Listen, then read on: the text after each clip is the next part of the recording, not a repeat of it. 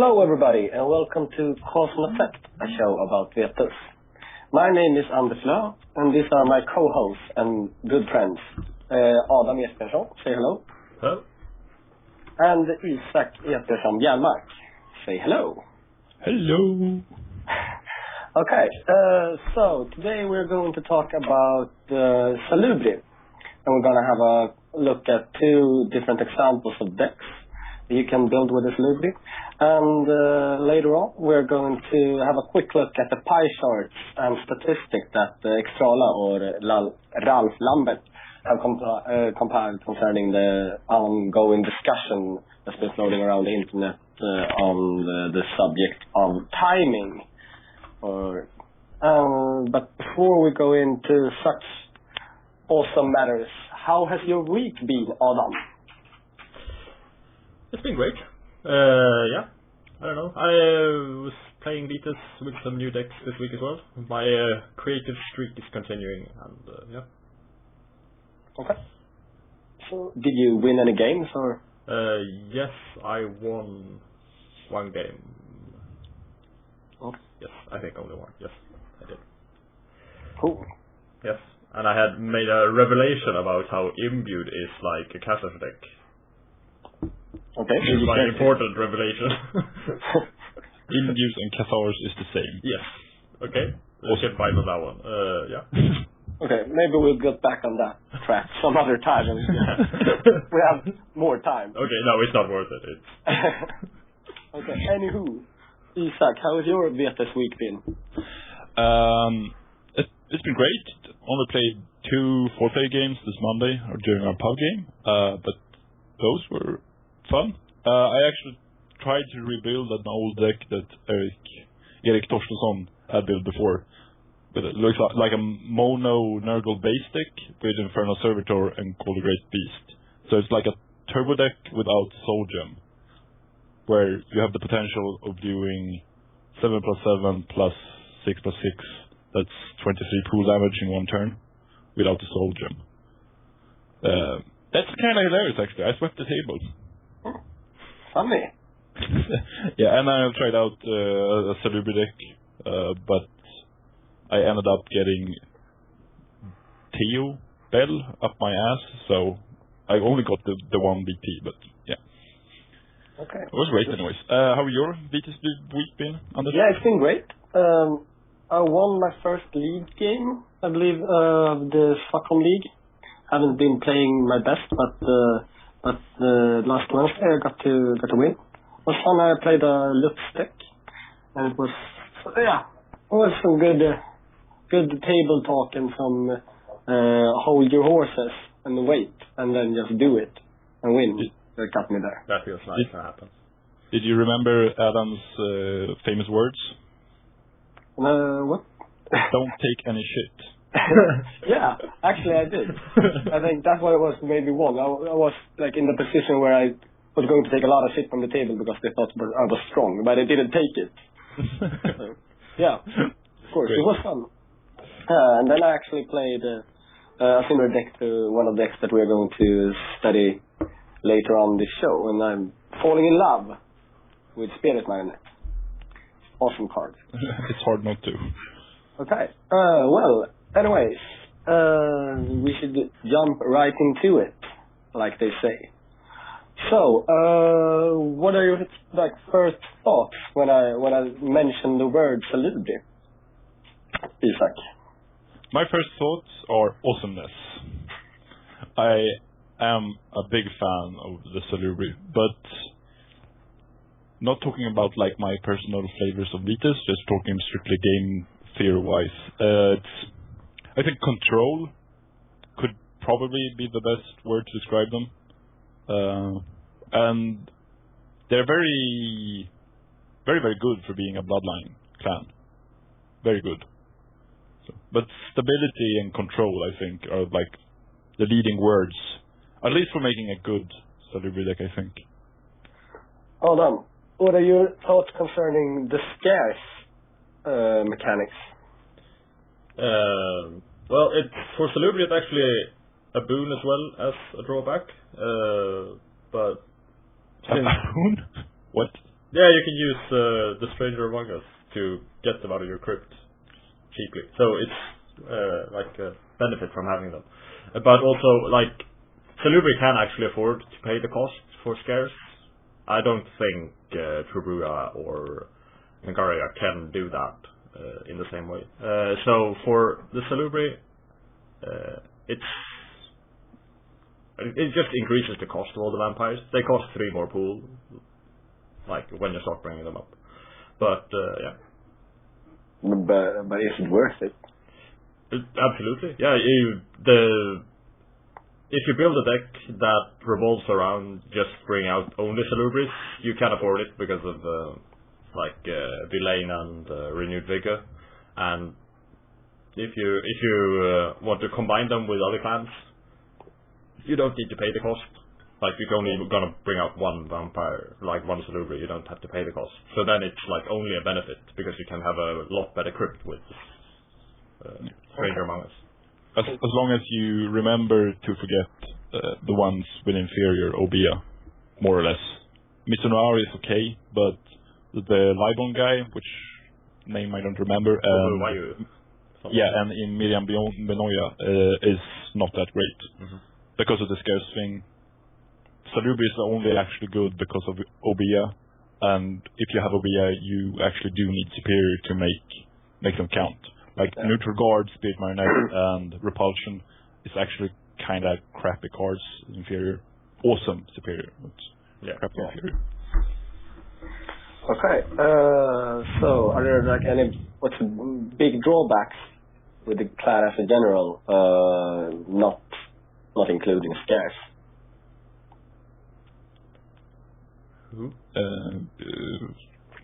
The biggest drawback being like the poor crypt choice, because there's only 10 vampires in total, and they spread over groups 2, 4, 5, and 6.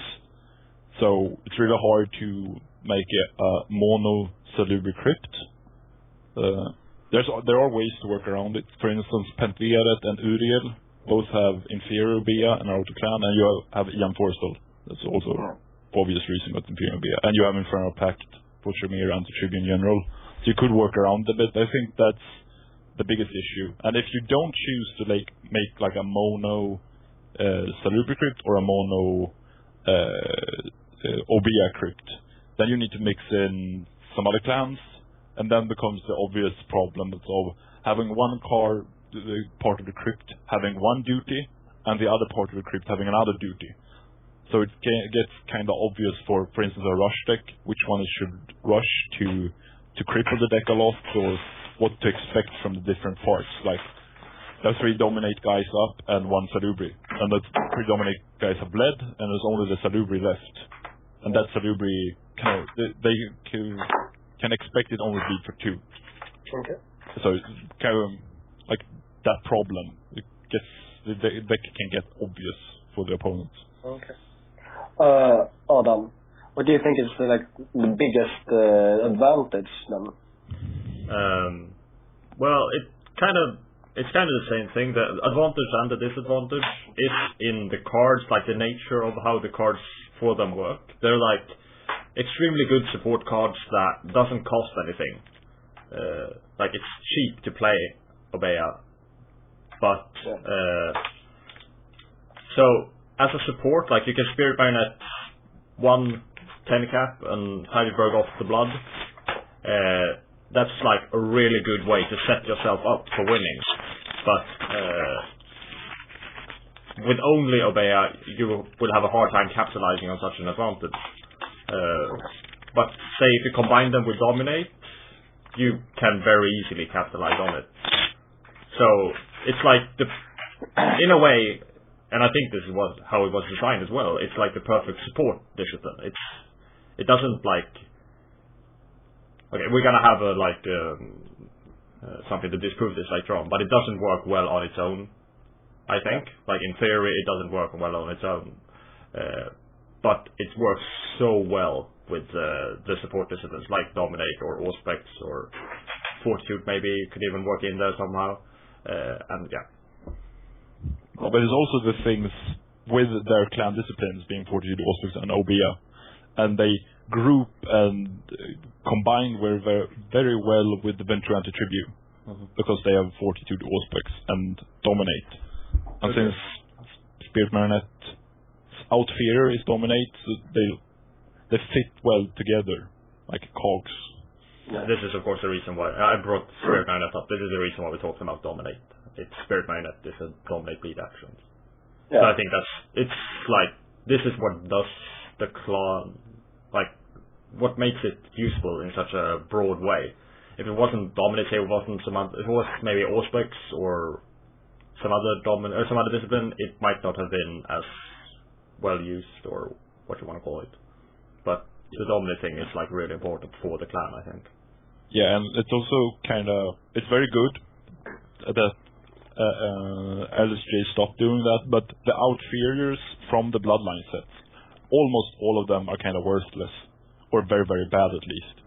Except for Spirit Marionette, I think. There are a few others, of course, but this is the most important part. Being Outfearer and Bleed. If the Outfearer had been some other sort of stuff, like say pay 1 blood to untap a jungle vampire or something like that, or I don't know. There's a lot of bad examples if you check out the other Outfearers. If the Outfearer were bad, this card would not. I don't think it would be that playable actually, but not at least in the same way. How about the other disciplines as well? They have Fortitude and Auspex as well. How about those three as a whole? What do you think, Colin? Yeah, as Isaac says, I think they lend themselves really well to work with the Ventribute Anti-Tribute in different ways. Like you can do a non-Auspex version where you only bleed, or you can do an Auspex version with maybe combat as well, like a Owen Evans Stickman kind of deck. So it just makes them integrate well with some vampires. They're not like, okay, maybe the Auspex is needed, but if you had bounce is needed in some way. But if you can find bounce, I don't think like the Auspex or the Fortitude is the important part. It's how Obeya works that is the counter advantage. Okay. Yeah, but the thing is, with Spirit Marionette and Renewed Vigor especially, it makes sense to have Fortitude and Auspex. I know that the disciplines are not chosen from like a game theory perspective, they're chosen from Vampire the Masquerade, the role-playing game. But it makes sense because you have Fortitude to get actions through with Daring the Dawn maybe, but mostly you have free strikes, so you can do more actions. You can do Superior Spirit Marionette, and then you can do Renewed Vigor, and then Freeze Drive, and then do a bleed, and have several actions to get some equipment and stuff like that. And the Auspex, as Adam said, is a defensive discipline, so you actually do survive being one of the problems, because you don't have that speed bleedness that you have if you only play, say, Dominate Fortitude, for instance. Okay. Yeah, so none of the decks that we're going to check out is just a Salubri deck, as you said. Like, why is that? Is it just because of the crypt? Is it scarce, or is it just because it's like they're better at, as you said, supporting? I think it's just because it hasn't been experimented enough with. I've seen some iterations, played casually, that makes you believe that there is actually something really strong there. It's hard to talk about without having a good example, like a deck list. I don't have a deck list. There was none, at least, that convinced me in the tournament-winning deck archive and such. So I think we'll have to wait and see. I think it could be really strong in the future. I actually have, out of my 10 decks that I have together right now, 2 of them are mono Obeya decks. Or at least the point is having between 3 or 4 guys in play with Superior Obeya. So it's very doable, and I have won some tables with them, so they're actually a strong option. But like Adam said, that time will tell. For the start of the Group 6 is the first time you can put 3 Salubris with Superior Obeya in one crypt. Before you haven't been able to do that. and then open up some interesting options with building an engine based upon renewed vigor, villain, for instance, and freak drives, and so maybe some spirit marionettes to get a lot of blood, and using villain to pay for the scarce cost. Yeah. But because bringing out the third Salubri actually costs 6 extra pool. So if that's the 7 caps, that's a 13 pool vampire. And putting all that together, it gets to be very expensive. But if you have the villain renewed vigor engine, you can afford it. And that is very cool, at least, to play and see play. Yeah. Okay. Anyway, before we go into specifics decks, I thought we should take another look at the Spirit Marionette card. Because, as you guys said, it is one of the main reasons why you play Salubri, I believe. It's such a good card, and it really defines tables when you happen to sit on a table where it is played. So, Isak, I know you play a lot of Spirit Marionette. What's your take on what does it do to the table when they start to realizing that someone's playing Spirit Marionette? First off, you have to start the logical chain of thought with Heidelberg, Castle of Germany. Yeah. Because if you play Minion Steel, you want to take that up as well, Adam. Sorry. Nice. You want to play Heidelberg, Castle of Germany, because when you borrow a vampire from another player, you get him, and before that, you have to do the mandatory bleed or hunt, depending on the situation. You Heidelberg the blood you want to one of your vampires, just to make him lose blood and to gain blood. So that is a very neat trick, and it's very, very good. It's actually one of the strongest parts of Spirit Marionette. But then this results in players getting very, very anxious. Very anxious, actually, because they don't want to lose their blood. So they start tapping out. You can only Spirit Marionette untapped vampires. Yeah, exactly. So that's the point. People start tapping out. So when people are playing mid-cap or high caps, they're actually the only time when you're really afraid of a Spirit Marionette. If you play a 2-cap and they steal 2 blood from one of your 2 caps, it's not that big an issue. They just start tapping up every turn. Then you get to fasten the pace of the game. People will start bleeding just to tap out, to not be Spirit Marionette. And that is actually great, because you can use it to your advantage in the deck building stage. Put in bounce in. You will always have some use for your bounce. Yeah. And people start interacting anyway. Adam, how do you react, or how do you play against Spirit Marionette?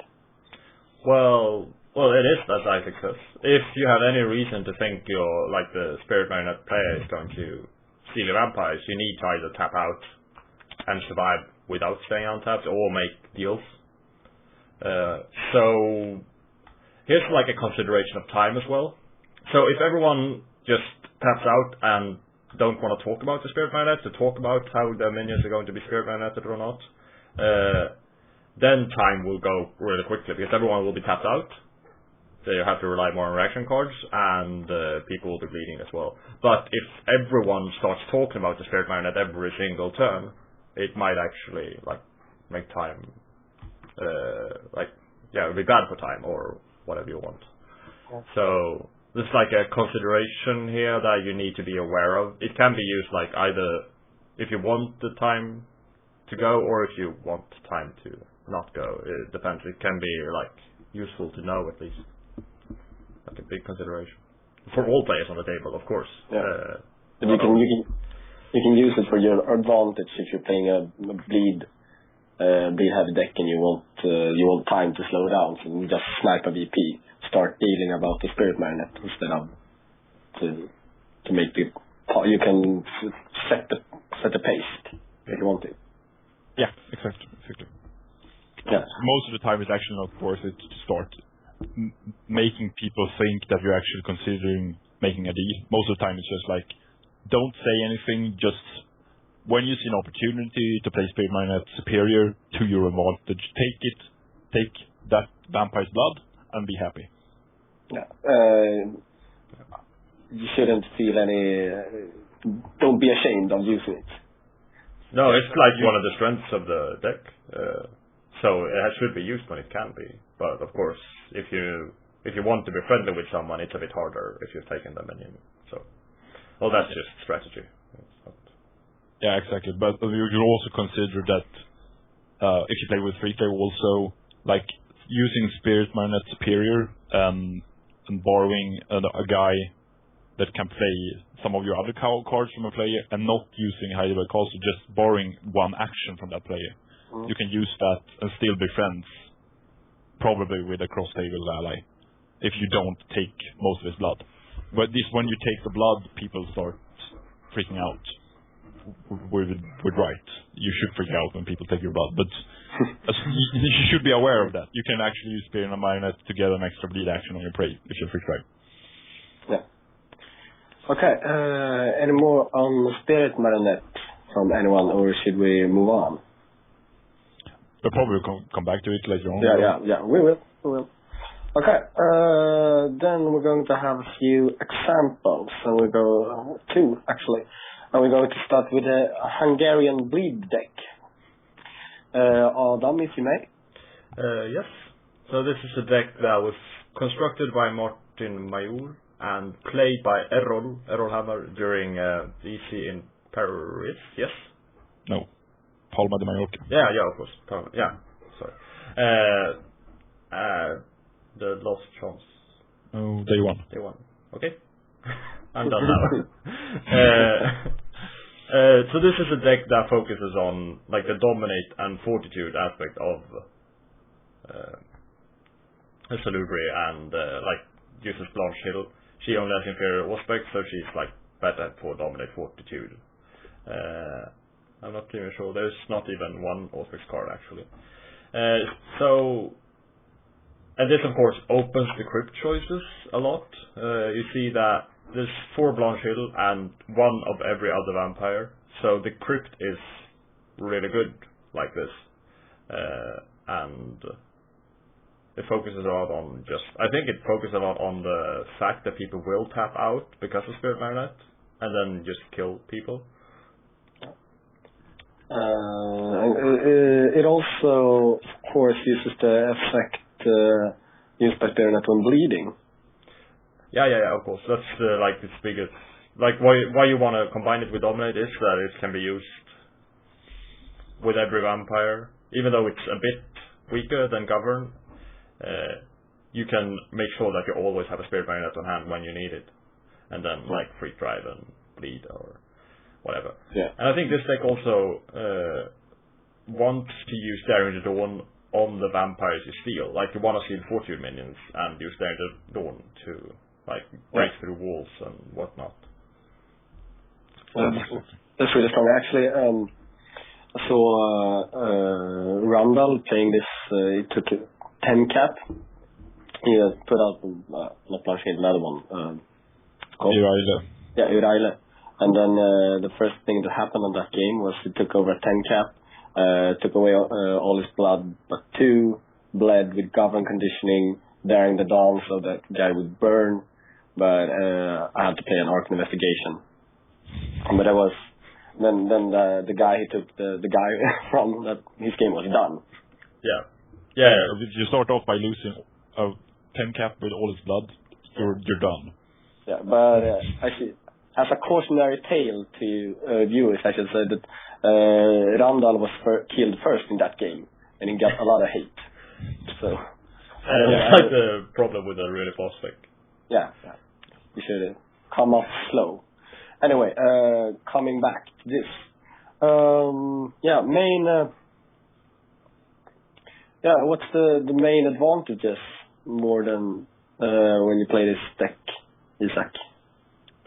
This particular version this particular version of the deck. The obvious part being, if you imagine that those 4 Blanche Hills are the 4 bottom in your crypt, it doesn't actually matter that much. Of course, you really do want to be able to use Heidelberg Castle Germany to your best of your ability or best advantage, and they can only be done with Spirit Marionette. It's an okay card, but it's actually not worth two-pool investment. But you play this like a dominate fortitude bleed deck with some bounce if you don't go Blanche Hill. So that is an advantage. like the split, dual crypt, or you want to call it, the two-part crypt disadvantage is more or less erased.